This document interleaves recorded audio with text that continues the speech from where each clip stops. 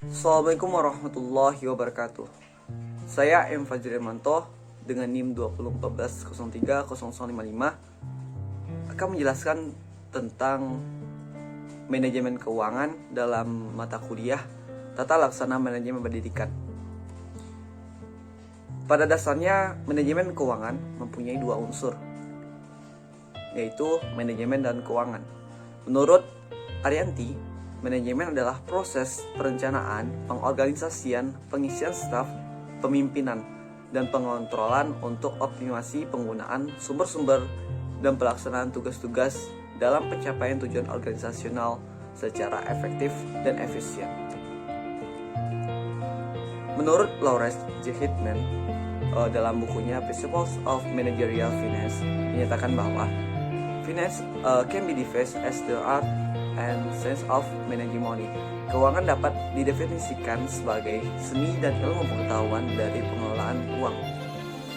Manajemen keuangan menurut beberapa para ahli, yaitu menurut Maisorah, manajemen adalah suatu proses melakukan kegiatan mengatur keuangan dengan menggerakkan tenaga orang lain. Menurut Husnat, SWOT manajemen adalah manajemen terhadap fungsi-fungsi keuangan. Sedangkan fungsi keuangan merupakan kegiatan utama yang harus dilakukan oleh mereka yang bertanggung jawab. Selanjutnya, tujuan manajemen keuangan.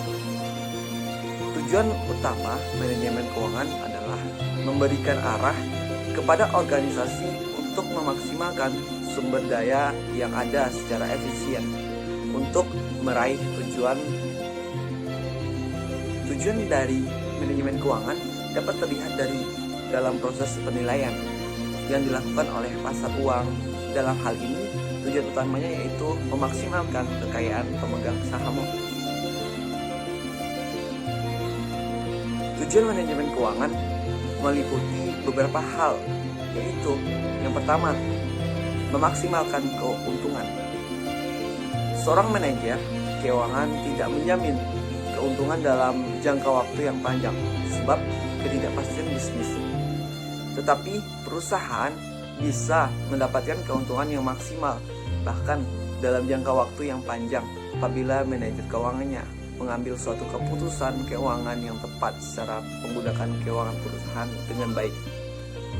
Yang kedua, manajer menjaga arus kas. Suatu perusahaan harus mempunyai arus kas yang sesuai guna membayar biaya kebutuhan perusahaan dalam sehari-hari seperti pembelian bahan baku, pembayaran gaji karyawan, sewa, dan sebagainya. Arus kas atau cash flow yang baik tentunya akan meningkatkan keberhasilan perusahaan.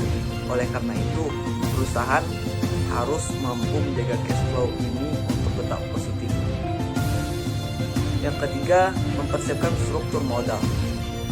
Seorang manajer keuangan harus dapat memutuskan rasional antara pembiayaan yang dimiliki dan kekurangan yang dipinjam oleh agar dapat seimbang. Untuk itulah perusahaan harus mempersiapkan struktur modal.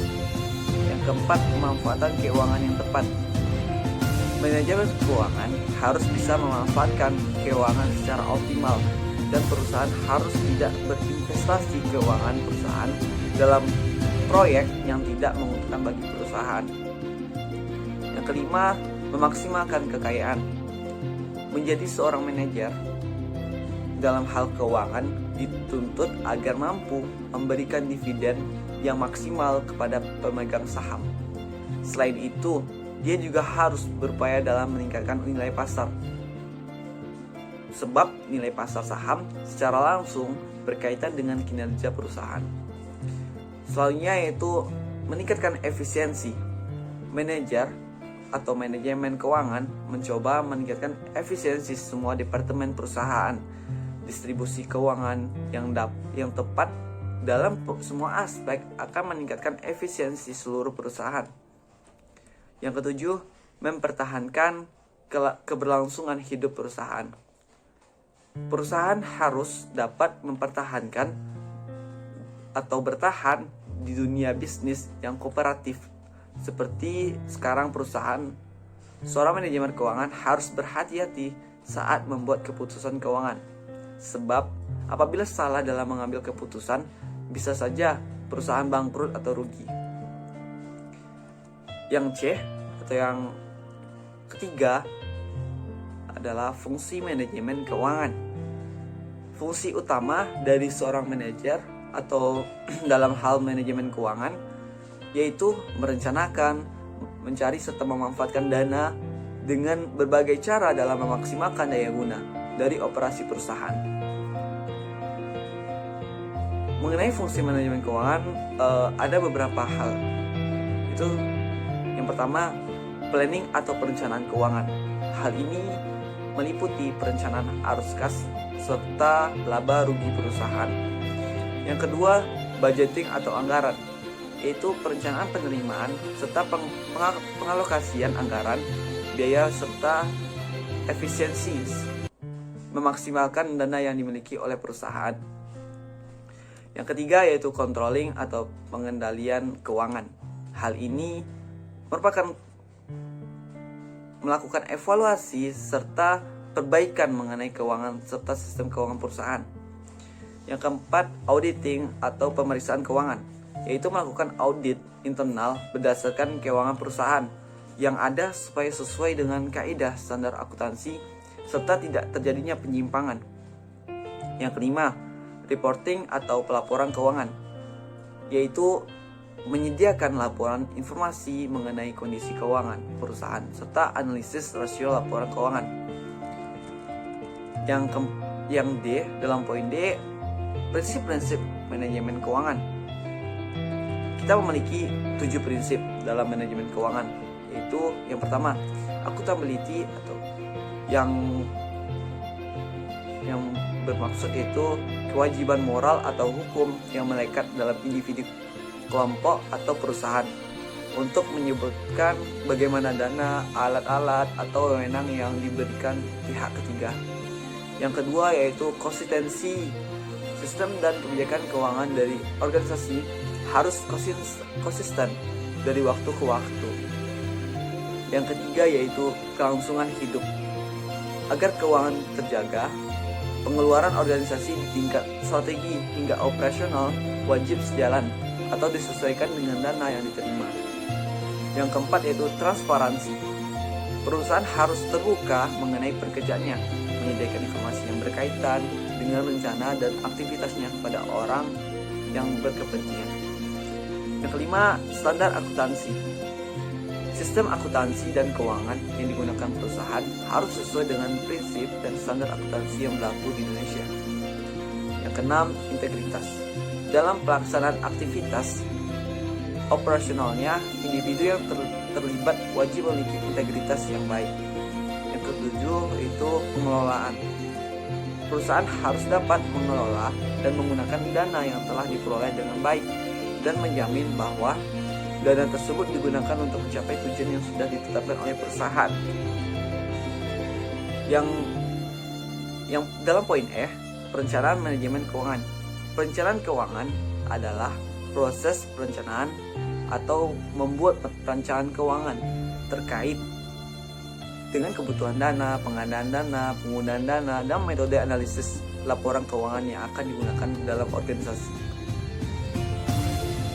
Tugas pokok manajemen keuangan antara lain meliputi keputusan tentang investasi, pembiayaan, kegiatan usaha, dan pembagian dividen suatu perusahaan. Dengan demikian, tugas manajer keuangan adalah merencanakan suatu memaksimalkan nilai perusahaan. Kegiatan penting lain yang harus dilakukan manajemen keuangan menyangkut 4 aspek, yaitu pertama, yaitu dalam perencanaan dan peramalan. Yang kedua, manajemen keuangan harus memusatkan perhatian pada berbagai keputusan investasi dan pembiayaan, serta segala hal yang berkaitan dengannya. Yang ketiga, manajer keuangan harus bekerja sama dengan para manajer lain di perusahaan agar perusahaan dapat beroperasi seefisien mungkin. Yang keempat, menyangkut penggunaan pasar uang dan pasar modal. Manajer keuangan menghubungkan perusahaan dengan pasar keuangan, di mana dana dapat diperoleh dan surat berharga perusahaan dapat diperdagangkan. Yang keempat, dari keempat aspek tersebut dapat disimpulkan bahwa tugas pokok manajemen keuangan berkaitan dengan keputusan investasi dan pembiayaan. Dalam menjalankan fungsinya, tugas manajemen keuangan berkaitan langsung dengan kebutuhan pokok perusahaan dan berpengaruh terhadap nilai perusahaan. Analisis sumber dana dan penggunaan manajemen keuangan. Sumber dan penggunaan dana yaitu analisis sumber dan penggunaan dana merupakan suatu alat analisis keuangan yang sangat penting bagi financial manager atau bagi para calon kreditur atau bagi bank dalam menilai permintaan kredit yang diajukan kepadanya. Dengan analisis sumber dan penggunaan dana akan diketahui bagaimana perusahaan mengelola atau menggunakan dana yang dimilikinya. Pada umumnya, rasio keuangan yang dihitung bisa dikelompokkan menjadi 6 jenis, yaitu rasio likuiditas, rasio leverage, rasio aktivitas, rasio profitabilitas, rasio pertumbuhan, rasio penilaian. Jadi, bisa kita simpulkan bahwa manajemen sangat diperlukan, terutama dalam sebuah organisasi atau perusahaan. Dengan adanya manajemen yang baik, maka kegiatan perencanaan, pelaksanaan, sampai pada penghasilan suatu tujuan ataupun barang akan dicapai dengan baik dan maksimal. Dan dengan adanya manajemen maka perusahaan akan dapat mencapai tujuan yang diinginkan dengan langkah yang tepat. Manajemen keuangan adalah suatu kegiatan perencanaan, penganggaran, pemeriksaan, pengelolaan, pengendalian, pencarian, dan penyimpanan dana yang dimiliki oleh organisasi atau perusahaan untuk memperoleh sumber modal yang semurah-murahnya dan menggunakan seefektif-efektifnya, seproduktif mungkin untuk menghasilkan laba. Manajemen keuangan mengalami perkembangan mulai dari pengertian manajemen yang harus mengutamakan aktivitas memperoleh dana saja sampai yang mengutamakan aktivitas memperoleh dan menggunakan dana serta pengelola terhadap aktif, khususnya penganalisan sumber dana dan penggunaannya untuk merealisasikan keuntungan memaksimum bagi perusahaan tersebut. Seorang manajemen keuangan harus memahami arus peredaran uang baik eksternal maupun internal. Namun, manajemen keuangan juga berkepentingan dengan penentuan jumlah aktiva yang layak dari investasi pada berbagai aktiva dan pemilihan sumber-sumber dana untuk membelajahi aktiva tersebut.